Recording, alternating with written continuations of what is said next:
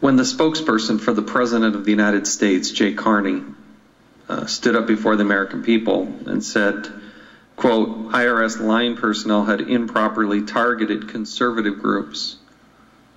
What's the accuracy of that statement? Sir, I know the accuracy of any inference to rogue agents is not correct.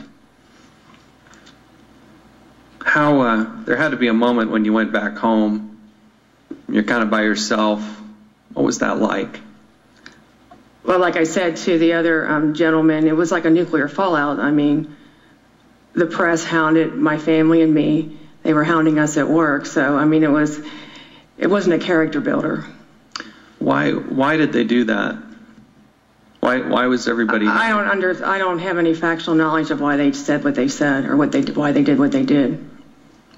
What could you do about it? There's nothing I could have done. What did you want to do? Go back to my life previous, before May 10th. And I guess that's the sad part of the story. You know, I'm glad that truth's surfacing, because I think most people now, reflecting back, are going to understand that you're more heroic in this.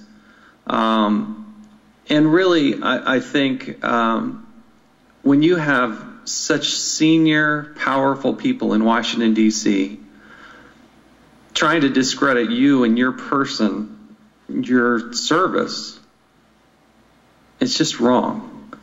And I'm proud of the fact that we are pursuing this. You know, if we did what the White House wanted us to do, if we did what the ranking member suggested we do, this thing would be over. Nothing here. Don't do it. As far as I'm concerned, it's over. When you have the spokesperson for the President of the United States make a definitive statement that it was 2 rogue agents and start poking at these people who have no power to do anything about it, that is wrong.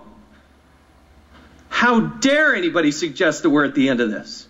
This is the beginning of this. We have to make an example of it. We need to get to the bottom of it. And quite frankly, I'm tired of this administration having to keep having these hearings. We've done it on Fast and Furious. We're doing it on Benghazi. We're doing it on the IRS. Why? Each time there's a pattern. Nothing here. Oh, it's just a couple people. Just move on. That's not true. When the ranking member went on national television and said that this case should be closed, that's wrong. And I have the greatest respect for him. The gentleman yields. Yes. Let me be clear, because there's some old talking points going on here. No, at least claiming my time. I want to answer your allegation. And I want. Gentlemen, it's the gentleman's time. To suggest that they're just talking points? 30 seconds once he finishes. These are not just talking points. Oh, come on, Isa.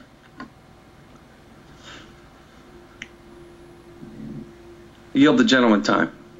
Let me be very clear. I hope the gentleman will join me when I say that I want every single syllable of every single transcript that we can get, every appropriate redactions put out here. I've been asking for that, and I want that.